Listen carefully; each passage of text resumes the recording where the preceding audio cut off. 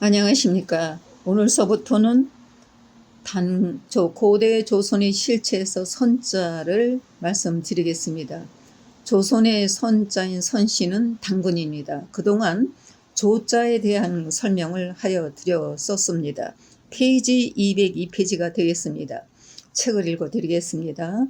동방의 민족사에서 고대 조선의 선씨인 단군이 인류사에 얼마나 많은 영향력을 주었는지에 연구를 해야 되고, 특히 동방 뿌리 직계로 이어온 배달조선 민족에게는 배달조선 민족의 국조가 단군이라 부르고 있음에도 불구하고 실존이니 신화적 인물이니 하면서도 5천년 이래 반만년 이래 단군 이래라는 명칭을 서슴없이 이 민족이 오랜 역사를 지니고 있음을 자랑하고 있는 모습을 간간히 보고 있습니다. 우리는 지금 고조선이 정체를 찾고 있고 국조 단군임을 끊임없이 찾고 연구하고 있는 현실입니다.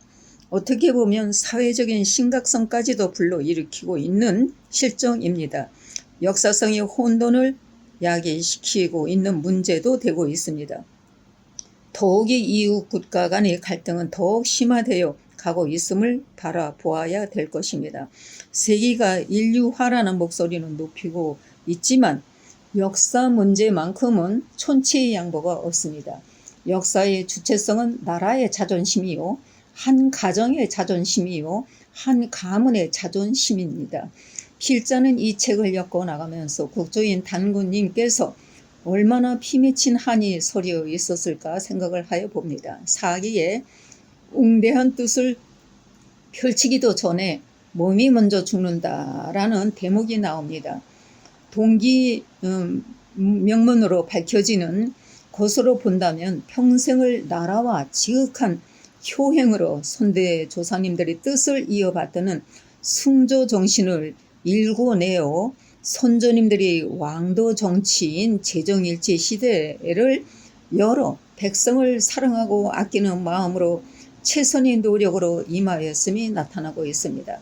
단군은 황제의 증손자가 되는 요 임금 시대에 10여 년이 넘도록 홍수가 있었다는 사건인데, 이것은 역사 속에서도 증명할 수 없는 대홍수 난리요, 요순 시대에 아무도 손을 대지 못하고 있었지만 단군은 과감히 들어서서 제방을 쌓아 홍수를 막아내고 그 난을 이겨냈으므로 홍수로 망가진 땅을 다듬어 씨를 뿌려 백성들의 기근을 살려내고 질서를 찾게 되니 백성들에게 안정과 기쁨을 주는 인류 최초의 나라를 세웠다는 기록이 중국 학자들의 토론 내용 중에 나타나고 있습니다. 그러나 단군은 배달 시대 왕도 정치를 이어가지 못하였습니다.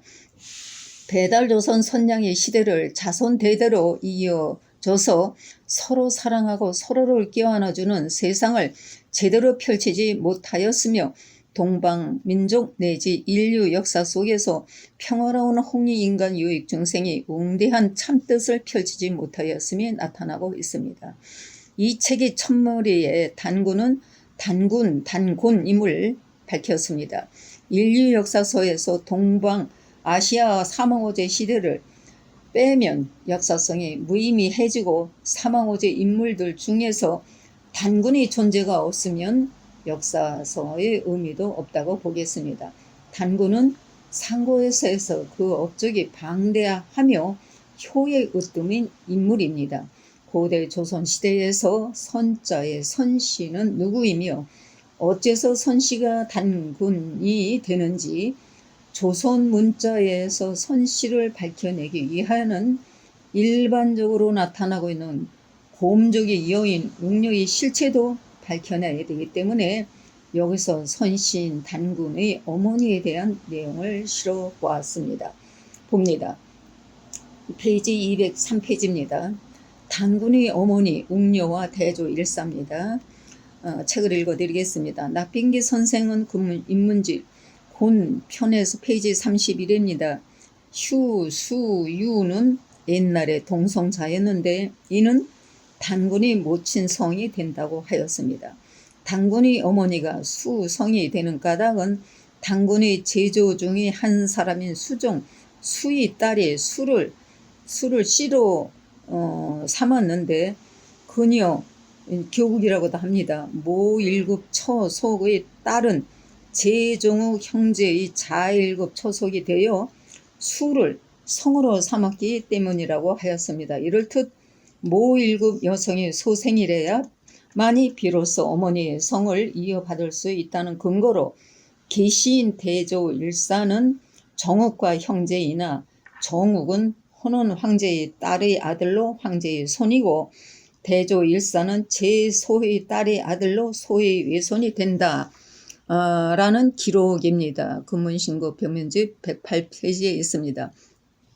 그 당시의 혼인관계를 살펴본다면 제소의 딸이 수와 혼인하여 대조 일사를 낳았음을 알 수 있다고 하였으므로 이것이 유가 단군의 성씨가 된다는 첫 번째 논거라는 설을 인물집 페이지 31에서는 기재하여 놓았는데 다시 살펴보면 대조 일사는 제소의 딸이 신농씨 아들 중 수종 수인 수씨와의 혼인하여 그 사이에서 태어난 추장인 계씨 대조 일사와 결혼하여 단군을 낳은 것으로 보아야 될 것입니다.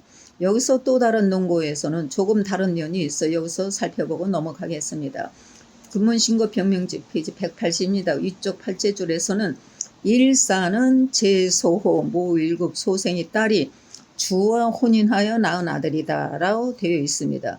제소의 아들은 수의 여와 혼인하여 단군의 어머니를 낳았음을 알 수 있다와 일사는 제소 모 1급 소생의 딸이 주와 혼인하여 낳은 아들이다 라고 한 부분이 있는데 위 주씨와 수씨는 단군의 제조 중의 인물들로 단군의 조부는 주씨와 수씨와의 같은 형제들로서의 해씨가 되고 해씨 아들은 대조 일사가 됩니다.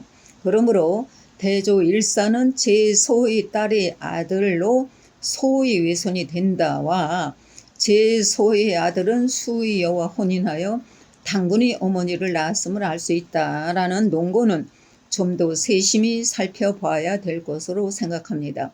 정욱은 혼혼 황제의 딸의 아들로 황제의 외손이고 대조 일사가 제소의 외손이 되는 이유는 제소의 아들이 딸이 대조 일사와 결혼을 하여 단군의 어머니가 되었기 때문에 대조 일사가 외손이 된다고 입증을 할 수 있습니다. 백명제 108페이지에 있습니다.